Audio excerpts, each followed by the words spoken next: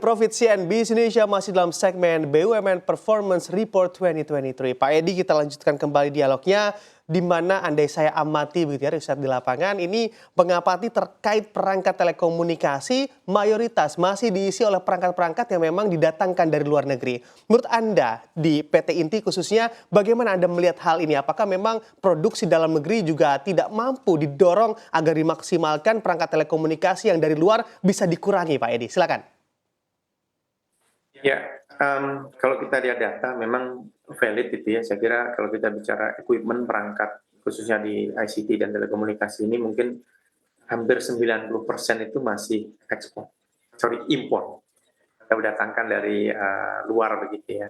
Tapi itu bukan salah siapa-siapa tentunya. Bagaimana kita di industri dalam negerinya sendiri yang harus terus bergerak. Melihat peluang itu, saya kira peluang yang sangat bagus gitu dengan belanja yang cukup besar, sehingga industri dalam negerinya juga satu tertata begitu ya. Yang kedua harus punya visi ke depan ini, berangsur-angsur, tidak hanya dari assembling begitu ya, harus mulai juga menyiapkan mesin-mesinnya, menyiapkan manufacturernya terpilih. Tadi makanya jangan semua produk kita langsung pengen dapat, tapi ngelihat dulu nih customer yang kira-kira sudah menyiapkan budgetingnya mana, termasuk kemampuan dia membelinya seperti apa, sehingga kita bikin perangkat, bikin infrastruktur, bikin equipment ini yang memang sudah langsung ada yang butuh, sudah ada yang perlu. Dengan kuncinya ada dua. Satu, bagaimana kualitasnya. Ini nggak bisa dibikin kualitas bagus banget, ternyata nggak ada yang butuh. Atau kualitas jelek banget juga nggak ada yang perlu juga kan. Kualitasnya ada dengan match dengan market gitu. Dan yang kedua, yang juga tidak kalah penting tentunya bagaimana pricingnya. Nah, dua hal ini kalau bisa di manage begitu, dengan kita tahu bahwa segmennya siapa aja. Kalau di PT Inti, kita udah menetapkan nih, segmen kita government, ada private begitu, enterprises, terus ada juga small medium enterprise, dan sampai dengan retail. Nah, segmen-segmen ini kita fokuskan dengan proporsi masing-masing touch-nya berbeda nih. Saat kita bicara dengan government, tentunya speknya akan mengikuti government dengan segala kebijakan yang ada di government harus kita penuhi. Di private lebih fleksibel, nggak perlu pakai beberapa lisensi gitu ya, nggak perlu pakai LKPP dan seterusnya gitu. Di katalognya nggak pakai itu, tapi tetap kualitasnya dijaga. Pricing juga harus menjadi konsideran karena nggak ada itu pricing yang lebih mahal akan menang di satu bidding gitu kan. Sehingga kita harus menata itu, dan apalagi kalau kita bicara di retail. Retail model strategiknya macam-macam juga. Salah satunya yang kita pilih adalah bagaimana kita berpartner dengan dealer-dealer yang ada yang sudah nyebar di seluruh Nusantara ini. Nah, semua tadi kita kerahkan agar tadi produknya itu satu dikenal orang, dua diminatin gitu kan, tiga punya daya jual juga, punya daya belinya masyarakat bisa tertampung, sehingga pada gilirannya itu produk-produk dalam negeri tadi diminatin dan dipakai oleh seluruh masyarakat Indonesia. Dan produknya seperti apa? Kualitasnya tadi yang harus juga kualitas match dengan requirement customer, dan pricingnya juga harus menyesuaikan.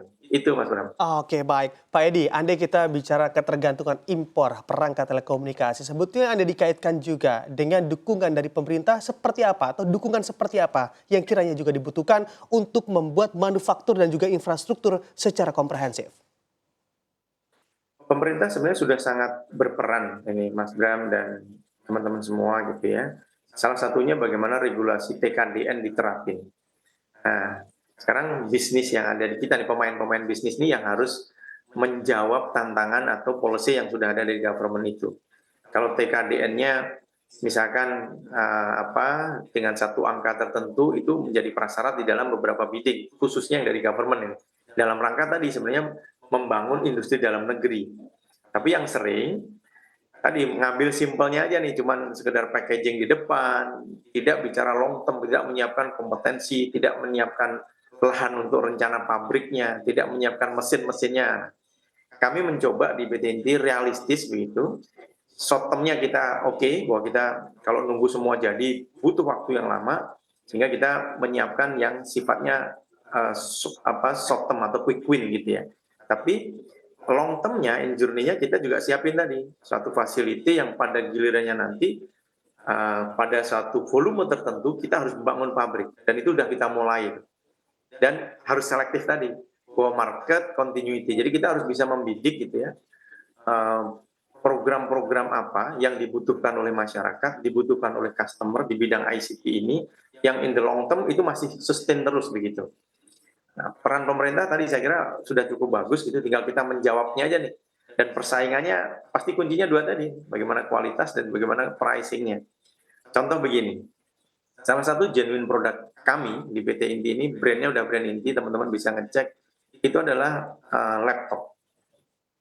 Di Indonesia ini market size atau semua yang belanja laptop mungkin angkanya sangat besar lah, gitu ya. Mungkin angkanya menyentuh sekian triliun gitu ya. Bahan satu departemen aja sampai dengan ada yang satu kementerian gitu belanja tahunannya mungkin ada yang sampai 6 triliun per tahun. Nah selama ini tadi semua dari barang-barang yang diwarnain dari luar gitu. Kenapa di industri dalam negerinya belum established, terutama BUMN nih. BUMN malah kalau kita cek belum ada yang punya barang produksi sendiri. Nah kami punya meluncurkan produk di tanggal 17 Agustus kemarin pas bertepatan dengan momentum hari kemerdekaan kita gitu ke 78 kemarin, kita meluncurkan salah satu produknya laptop, genuine produk kita. Laptop yang brandnya Inti, yang speknya oke lah, akan ngikutin pasar gitu. Kita baru punya 2 type sekarang, 2 tipe, nanti akan kita sesuaikan terus, dan pricingnya bersaing gitu. Nah, ini mudah-mudahan salah satu jadi cikal bakal. Yang lain apa? Cloud. Kita udah punya cloud, Inti Cloud, yang memang produknya juga namanya aja Inti Cloud, ini brandnya udah Inti. Cloud yang beredar di Indonesia ini semua masih dari luar. Kembali lagi nggak ada yang salah gitu, karena memang industri dalam negerinya saat itu belum menjawab tantangan itu. Gitu. Kami menjawab tantangan itu dengan kami bikin produk Inti Cloud. Cloud itu, Mas Bram, market size-nya di Indonesia mungkin hampir 10-an triliun per tahun. Baik. Gitu. Nah itu kan sayang aja kalau itu semua dinikmati, dimanfaatkan oleh seluruhnya atau dominan barang-barang dari luar semua. Oke. Cloud itu basically apa sih? Itu kan storage.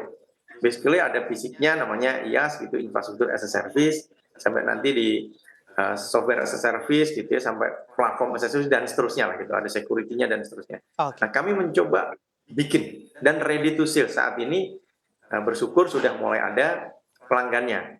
Makanya kami pasti bangun kredensial dulu gitu ya, seluruh grupnya Inti kita minta untuk menggunakan dulu sehingga ada feedback di awal. Itu udah kita mulai dari tahun lalu, dan saat ini udah ada dari eksternal customer yang mulai masuk menjadi pelanggan kita. Baik.